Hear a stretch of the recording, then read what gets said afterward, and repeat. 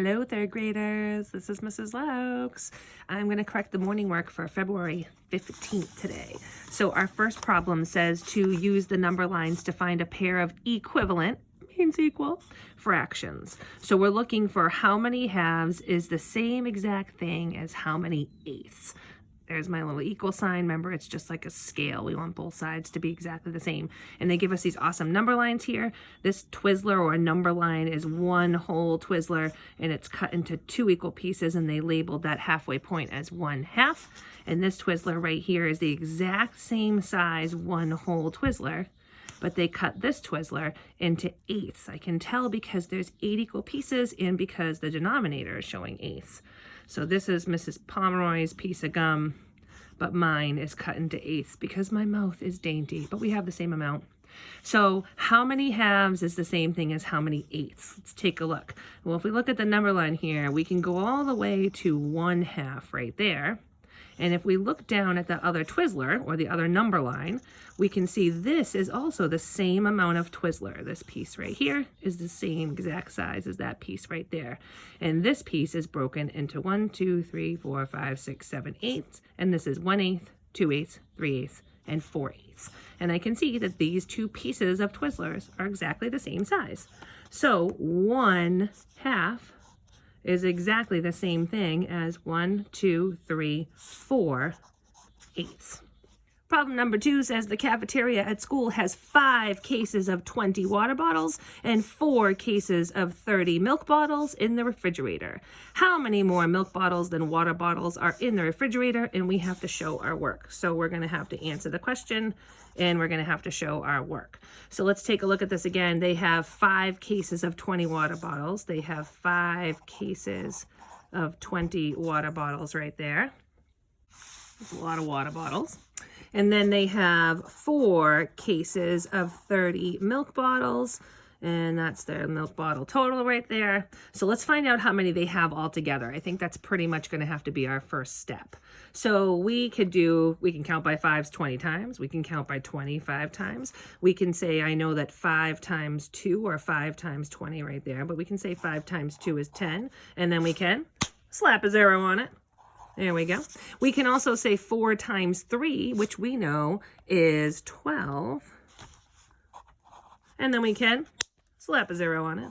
There we go. So now we know this is how much water they have, and here's how much milk they have. So we want to know how many more milk bottles milk boxes than water bottles are in the refrigerator. So we know there's 120 milk. We could take away the 100 water. 0 minus 0 is 0. 2 minus 0 is 2. And 1 minus 1 is 0. So we know there were 20 more. So final answer, how many more milk boxes than water bottles are in the refrigerator?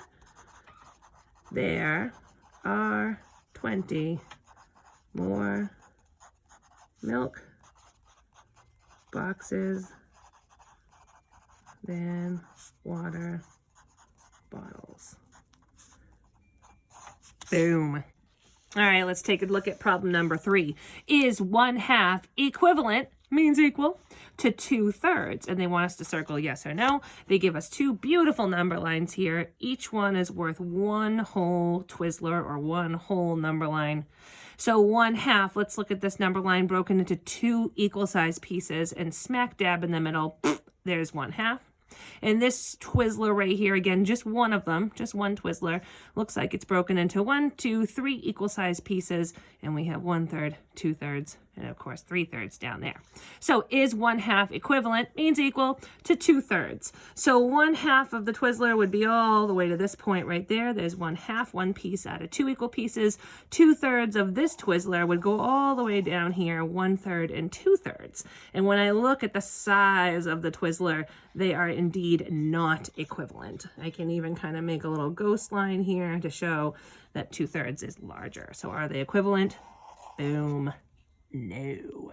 Problem number 4 is all about Molly. She polled her class on their favorite fruits for a report on nutrition. I love a good graph. Here's my title, favorite fruits. The x-axis shows the fruit names. We've got apple, banana, grapes, and watermelon. And the y-axis looks like it shows us the number of votes. And they're marking off the tick marks at the 2s right here, 2, 4, 6, and 8. So our question down below is, what is the total number of students who voted? Ooh, you know the first thing I love to do in a graph is get all my thinking done. So if I look at apples, it goes up to the 2 and then kind of in between the 2 and the 4, which leads me to believe that would be the number 3. So I like to put my numbers right in here so I don't have to do any more thinking. There's my banana all the way up to 4. There's grapes, goes all the way up in between the 4 and the 6. So that to me is a 5. And watermelon goes all the way up past the 6, but not quite to the 8. So 7 people must have voted for watermelon. Now I don't have to do any more thinking, and that's my favorite kind of day. So what is the total number of students who voted? So we have, I can see a friend of 10, 7 plus 3, that's 10 so far.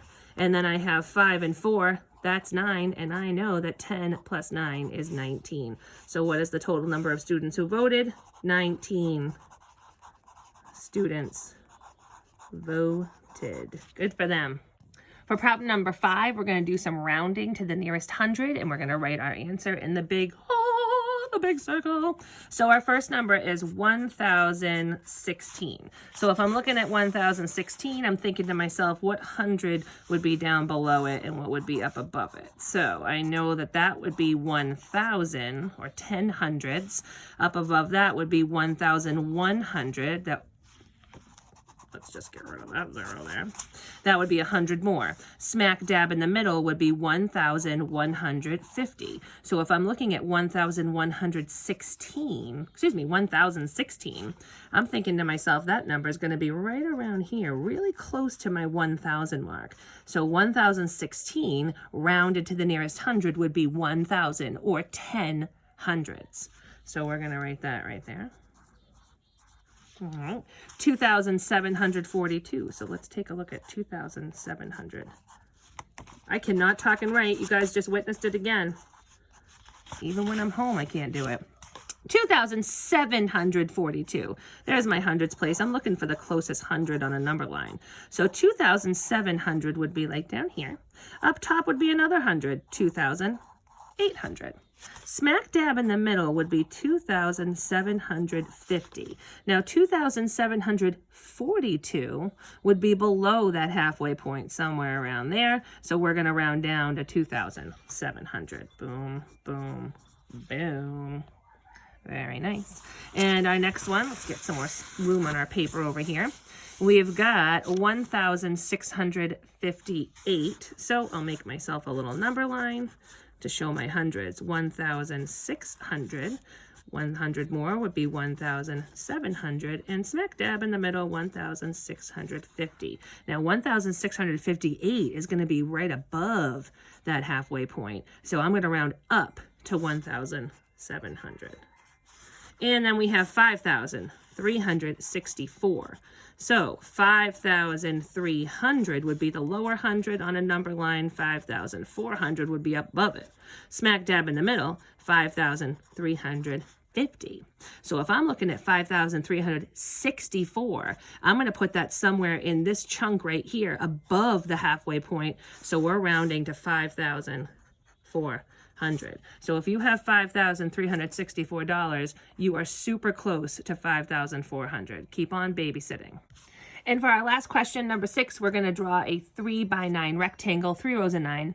Then we're going to partition it, snip, snip, into 3 equal parts. And then we're going to label each part with its fraction name. We have a lot of things we have to do here. We're eventually going to have to draw a rectangle. We're going to have to partition it. We're going to have to label the parts with each part with its fraction name. Is that it? That's a lot of things. Here we go. Let's start by drawing a 3x9 rectangle.